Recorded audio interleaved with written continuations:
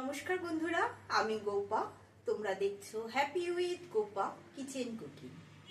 আজকে আমি তোমাদের সাথে দারুণ স্বাদের একটি রেসিপি শেয়ার করব। রেসিপিটি প্রথম থেকে শেষ পর্যন্ত দেখার অনুরোধ রইল।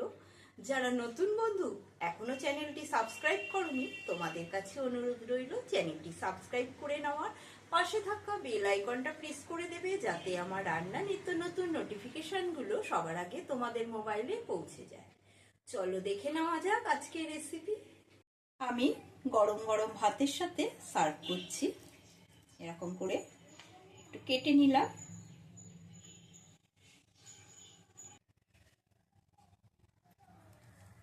গরম ভাতের সাথে একটু মেখে খেয়ে দেখছি।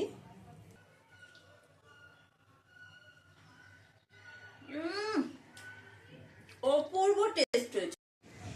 রেসিপিটি বানানোর জন্য এখানে নিয়েছি 300 গ্রাম মানকচু। মানকচুর মুখের দিকটা আমি নিয়েছি। এবার মানকচুটার খোসাটা ছাড়িয়ে নেব। মানকচুর খোসা ছাড়ানো হয়ে গেছে। এবারে একটা গ্রেটারের সাহায্যে গ্রেট করে নেব।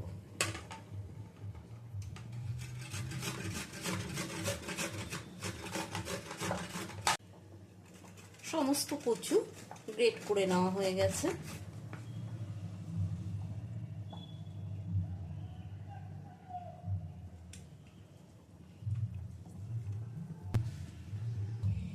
এখন এই সমস্ত কচু একটা ফুটো ফুটো থালার মধ্যে নিয়ে নিচ্ছি।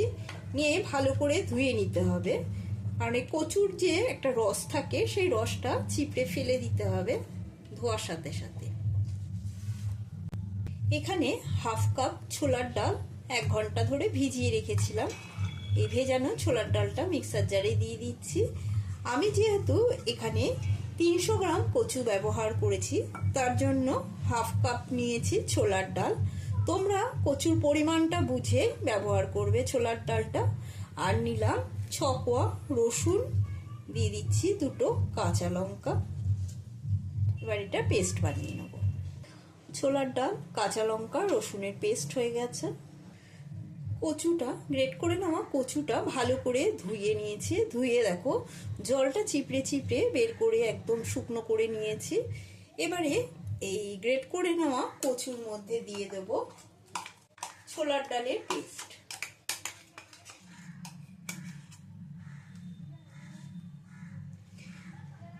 দিয়ে দেবো সর্ষে আর পোস্ত, কাঁচা লঙ্কা পেস্ট করে নিয়েছি।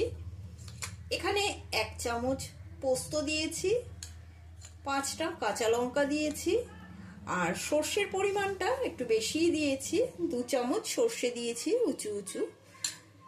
যেহেতু এটা আমি পাতুরি বানাবো, পাতুরির জন্য একটু সর্ষেটা বেশি দিলে খেতে ভালো লাগে।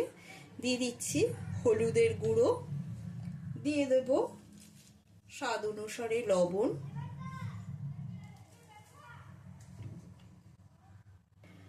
দেব কিছুটা কুচিয়ে নেওয়া ধনেপাতা,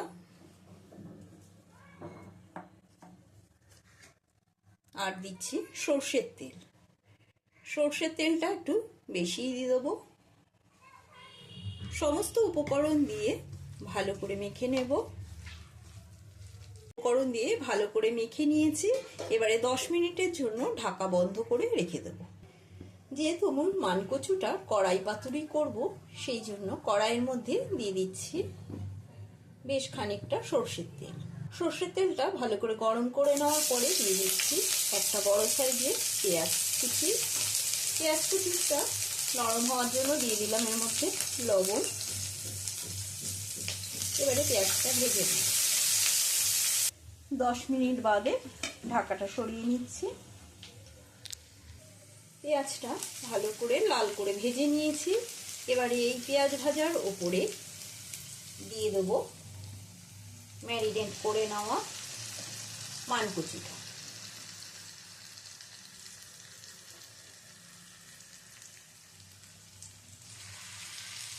সমস্ত কচুটা দিয়ে ভালো করে নেড়ে চেড়ে নেব।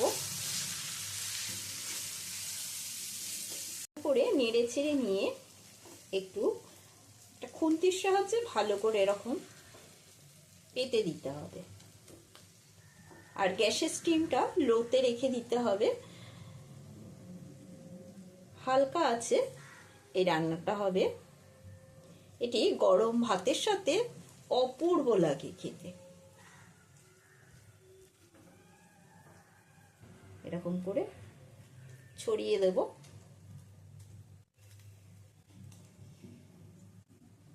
সমস্ত দিক ভালো করে ছড়িয়ে দিয়েছি। তার উপর দিয়ে দিচ্ছি দুটো কাঁচা লঙ্কা, আর দিয়ে দেবো আবারও 1 চামচ মতো সর্ষের তেল। এবারে ঢাকাটা বন্ধ করে রাখলাম। মাঝে মাঝে একটু ঢাকাটা সরিয়ে দেখে নেব। ঢাকাটা একটু সরিয়ে দেখে নেব।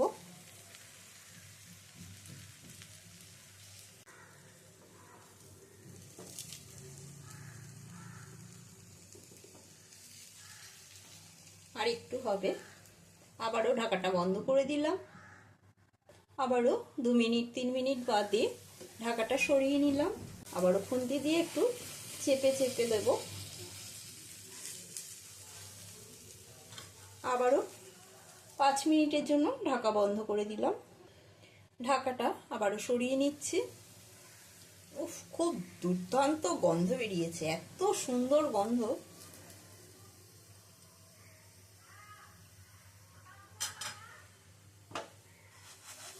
দেখো, এবারে এটা আমি উল্টে দেব। উল্টে দিলাম।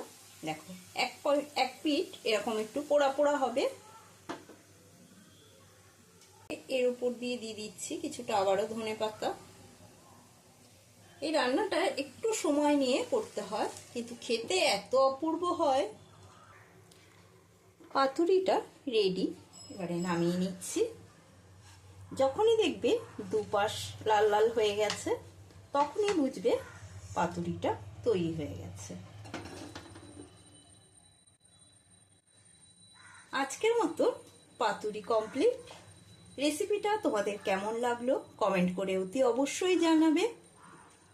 একটা লাইক দিয়ে দেবে। আজকের মতো এই পর্যন্ত। আবারও অন্য কোনো নতুন রেসিপি নিয়ে তোমাদের সামনে হাজির হব। সুস্থ থাকবে, ভালো থাকবে। ধন্যবাদ।